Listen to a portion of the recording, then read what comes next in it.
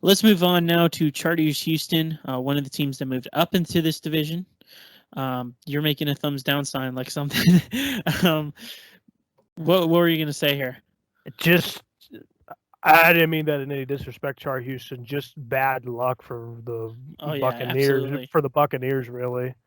Yeah, 7-3 last year in the Tri-County South, 5-2 in conference. Those two losses coming in blowout fashion to Cal and West Green, and then those 5 wins coming out in mostly blowout fashion to every other team in that conference. So they were right in the middle.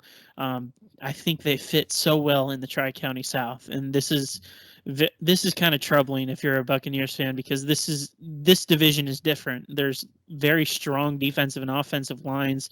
They're able to throw the ball more, run more spread offenses, and this is a team that's not built to do that. I think when you're looking at the offense, they got 9 starters back, a lot of weapons on, in the backfield and at receiver, and then defensively they got 5, back on the linebacker and defensive line spot. But I think when you're just looking at the weight between this team and every other team, there's a lot of big differences that'll separate them between a team like Wash High or Charleroi even.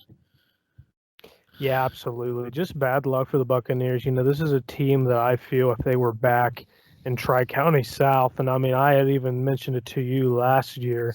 The only thing that's going to hurt this Char Houston team is if they bump back up to Double A. And that's exactly what happened. I really think this team would compete in Tri County South, and um, not necessarily win, but I would put this Char Houston team right around where, if you listen to our last podcast on Tri County South, where we put like Bentworth, Jefferson, more so with Bentworth, how I could see Bentworth possibly upsetting one of those top 3 teams in West Green, California, and Carmichael's, and put Char Houston right there in the mix for a possible playoff spot.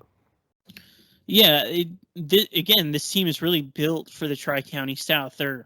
They don't have a lot of big depth in the trenches, but they got a lot of skill guys and a lot of hard runners, guys like Nathan Cavallo and Tavian Miller, who are going to lead in their backfield, and that's kind of the strength of this team.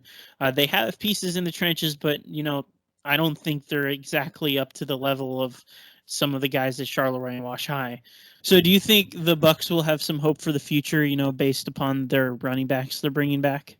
Yeah, I mean, their big problem is they need some size in the trenches. This next 2 years, I mean, maybe we see what kind of like Carmichael's did the past 2 years. Their first year was kind of like, see what other teams have.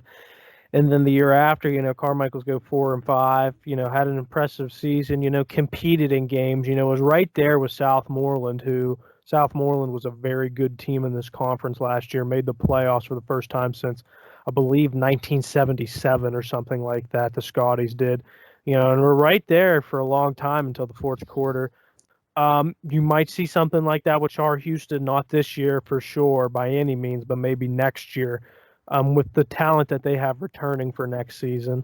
But this team, as of right now, I think the best thing that could happen for this team is in 2 years they'd go back down to the Tri County South, or single A for that matter, just the other single A conference with like Burgestown possibly. And this team is in a much better place than it was, 2 years ago. Even there's still a lot of young talent on this team. So hopefully, if they're able to get some of that experience, especially at this next level, they move down in 2 years. They might be able to compete for another Tri County South, title like they did last year. I have their most intriguing game, an away game at Beth Center on September 18th. Beth Center, that's their second game of the year. Chartiers Houston, if they're able to pull close there, again, strong backfield at Chartiers Houston, so you never know what could come of that game.